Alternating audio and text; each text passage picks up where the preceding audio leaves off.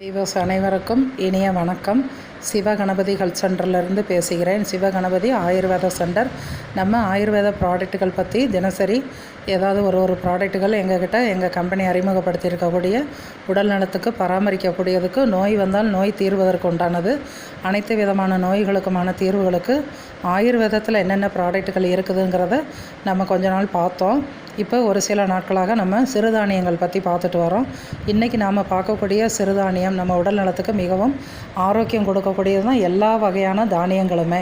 அதில் சில சிறுதானியங்களை பற்றி ஒரு நாளும் நம்ம பார்த்துட்டு வந்ததில் இன்றைக்கி நம்ம பார்க்கக்கூடியது கம்பு அரிசி எல்லாருமே கேள்விப்பட்டிருப்பீங்க. இது கம்பு கூழ் அல்லது சோறாக்கி சாப்பிட்றது, தோசைக்கு போடுறது, என்னெல்லாம் நம்ம அரிசியால் தயாரிக்கக்கூடிய உணவுகள் நமக்கு என்னென்ன இருக்குதோ அது எல்லாமே சிறுதானியங்களை வச்சும் நம்மளால் செய்ய முடியும். பொங்கல் வச்சோம், தோசை சுட்டோம், அடை போட்டோம், நம்ம அடை தோசை பண்ணணும், அல்லது கம்பு அரைச்சி தோசை பண்ணணும். கம்பங்கூழ் தான் மேக்சிமம் எல்லாருக்கும் தெரிஞ்சது. கம்பு கூழ் சாப்பிடும்போது சில பேர் என்ன சொல்கிறாங்க, சளி பிடிச்சிக்கிடுது அப்படிங்கிறாங்க. அப்படி நம்ம நினைக்கவே கூடாது.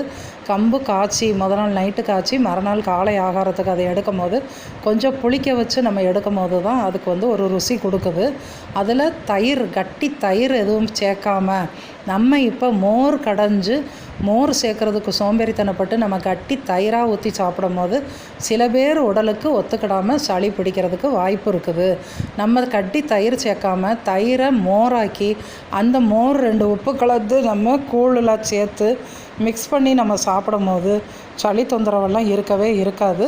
அப்படி வேண்டான்னு நினைக்கிறவங்க தயிர் அல்லது மோரை தவிர்த்து வெறும் கூழாகவே நம்ம நல்லா லேசாக உப்பு போட்டு கலக்கி நம்ம மிக்சியில் நம்ம கலந்து நம்ம டம்ளரில் வச்சு நம்ம எடுத்துக்கிடலாம். கூழ் சாப்பிட்றது, அந்த கூழுக்கு அந்த காலத்தில் நமக்கு கடிக்கிறதுக்கு என்ன கொடுத்தாங்க, நம்ம சைடிஷ்ஷாக என்ன பயன்படுத்தணும் அப்படின்னா பச்சை வெங்காயம், சின்ன வெங்காயம், பூண்டு துவையல், இதெல்லாம் காரத்தன்மை உடையது. காரம் அப்படின்னா சாப்பிடுவதற்கு நாக்கில் நமக்கு காரம் உரப்பு தெரியுதுமா காரம், அந்த மாதிரியான காரம் இல்லை. அந்த வெங்காயத்துலேயும் பூண்டுலேயுமே காரத்தன்மை உண்டு. அது மாதிரி அதை எதுக்காக எடுத்தாங்க அப்படின்னா இப்படி நமக்கு சளி பிடிக்காமல் நம்மளை அந்த கூழ் சாப்பிடும் போது சளி கட்டாமல் இருக்கிறதுக்காகத்தான் நமக்கு அந்த சின்ன வெங்காயத்தை கடிச்சிட்டு சாப்பிட்ற பழக்கத்தை உண்டு பண்ணியிருந்தாங்க. பச்சை வெங்காயமே கடித்து சாப்பிடுவாங்க. அப்படி நமக்கு எடுக்க முடியலைன்னா கூட லேசாக வெங்காயத்தை லேசாக பிஞ்சு உப்பு போட்டு ஒரு கடையில் லேசாக 1/2 ஸ்பூன் எண்ணெய் விட்டு வதக்கி அதை கூட நம்ம கடிக்கிறதுக்கு பயன்படுத்திக்கலாம். ஊறுகாயை விட அந்த வெங்காயம் கடித்து சாப்பிடும்போது கூழுக்கு ரொம்ப நல்ல ஒரு பயன்பாடு கிடைக்கும். இன்னொரு விஷயம்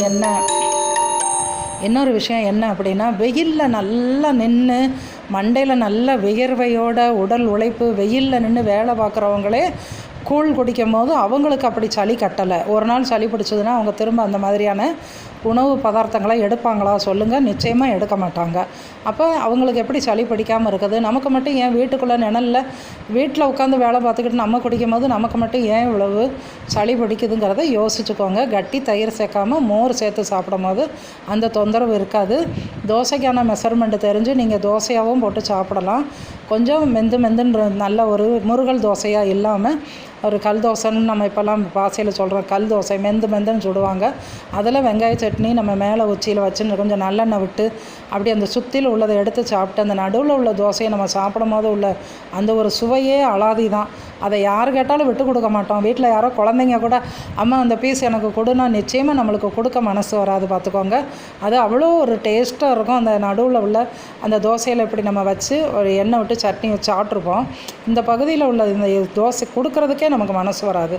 அவ்வளோ ஒரு சுவை மிகுந்ததாக இருக்கும். சொல்லும் போதே நாவலை எச்சி ஊறுது பாருங்கள். அந்த கம்பில் என்னென்ன பயன்பாடுகள் இருக்குது, அதில் என்னென்ன இருக்குது.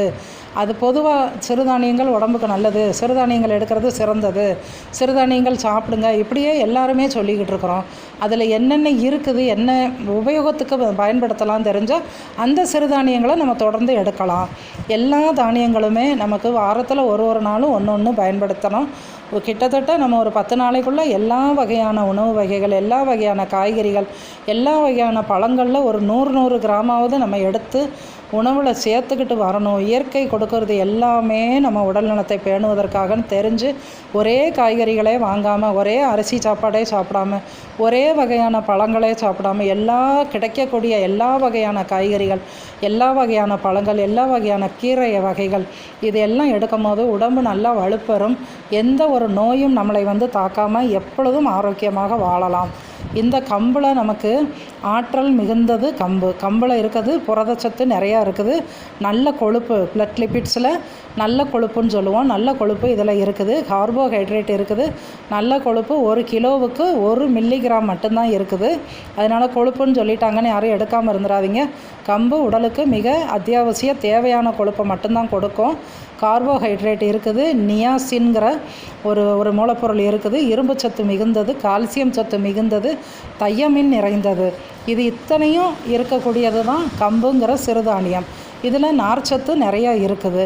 அதிக ஆற்றல் நமக்கு வேணும், ஆரோக்கியமான ஊட்டச்சத்துக்கள் வேணும் அப்படின்னா நம்ம கம்பு கட்டாயமாக நம்மளுடைய உணவில் வாரம் 2 முறையாவது நம்ம ஏதாவது ஒரு இதில் எடுத்துக்கிடணும். நார்ச்சத்து நிறையா இருக்கிறதுனால இது என்ன செய்யும், நமக்கு செரிமானத்தை அதிகப்படுத்தி கொடுக்கும். நமக்கு ஃபைபர் இருக்கிறதுனால டைஜஷன் ரொம்ப அழகாக இருக்கும். செரிமான கோளாறுகளை எல்லாம் தடுத்து குடலை பராமரிக்கிறதுக்கு உதவும். செரிமானம் நல்லா இருந்தால் தான் குடல் பாதுகாப்பாக பத்திரமா இருக்குமே. நம்ம குடலை பராமரிக்கிறதுக்கு உதவும். கொழுப்பை குறைக்கிறதற்கும் இது உதவுது. தாவர ரசாயனங்கள் இதில் இருக்குது. இதில் பிளாமின் அப்படிங்கிற கலவை மற்றும் பிளாவனாய்சின் அப்படிங்கிற ஆன்டி ஆக்சிடென்ட்டுகள் நிறைந்தது. அதனால் இது என்ன செய்யும்னா நோய் எதிர்ப்பு சக்தியை உடம்புல மிக அதிக அளவில் கொடுக்கக்கூடியது தான் இந்த கம்பு. இப்போ நமக்கு ரொம்ப இலகுவாக ஈஸியாக இப்படி முத்தாக சுத்தம் பண்ணியே நம்ம இதுக்கப்புறம் ஒன்றும் பண்ண வேண்டாம். கழுவுனா போதும். அல்லது நம்ம ரைஸ் மில்லில் கொடுத்து மாவை அரைச்சி அந்த மாவை நம்ம தோசை அல்லது கூழுக்கு பயன்படுத்தலாம். வீட்டில் நம்ம தோசைக்கு ஊற போடுறதோ, கம்மஞ்சோறு பண்ணுறோமோ அந்த மாதிரி உள்ளதுக்கு இது சும்மா லேசாக நல்ல தண்ணியில் கழுவி நம்ம உபயோகப்படுத்தினா போதுமானது. இது அந்த காலத்துலலாம் கம்பு கதிராக தான் கிடைக்கும். அதில் குச்சியாக நிறையா இருக்கும். அதை எங்கள் வீட்டில் அம்மாலாம் பண்ணும்போது குத்து உரலில் போட்டு லேசாக தண்ணி தெளித்து அதை குத்துவாங்க. உலக்க வச்சு உரலில் போட்டு குத்து உரலில் குத்தி எடுத்து அதை ஒரு சொலவில் போட்டு பிடைச்சி அதுக்கப்புறமா இந்த சிறுதானியத்தை எடுக்கிறதுக்குள்ளே போதும்னு ஆயிரும். அவ்வளோ கஷ்டப்பட்டு வேலை பார்த்த காலத்தில் கூட அவங்க சிறுதானியங்களை நல்லா பயன்படுத்தினாங்க. நல்லா ஆரோக்கியமாக வாழ்ந்தாங்க. நமக்கு இவ்வளோ சுத்தம் பண்ணி இவ்வளோ ஈஸியாக அழகாக எல்லா விதமான மளிகை கடைகள்லேயும் கம்புங்கிற சிறுதானியம் ரொம்ப நல்லாவே நமக்கு கிடைக்கிது. இதை எல்லோரும் வாங்கி சாப்பிட்டு பயன்பெறணும்னு வேண்டி விரும்பி கேட்டுக்கொள்கிறேன். வேறு ஏதாவது உங்களுக்கு சந்தேகங்கள் இருந்தால் டெஸ்கிரிப்ஷனில் என்னுடைய கான்டாக்ட் நம்பர் கொடுத்துருக்குறேன். எங்களுடைய MI lifestyle marketing global private லிமிட்டடுங்கிற ஆயுர்வேத சம்மந்தப்பட்ட மருந்துகளை பற்றியும் நீங்கள் எதுவும் விவரங்கள் வேணால் கேட்டுக்கிடலாம். இது வரைக்கும் எனக்கு சப்ஸ்கிரைப் கொடுத்த அத்தனை நபர்களுக்கும் நன்றியை தெரிவிச்சுக்கிறேன். மேலும் எல்லோரும் புதிதாக பார்ப்பவர்கள் சப்ஸ்கிரைப் பண்ணுங்கள். மிக்க நன்றி. வணக்கம்.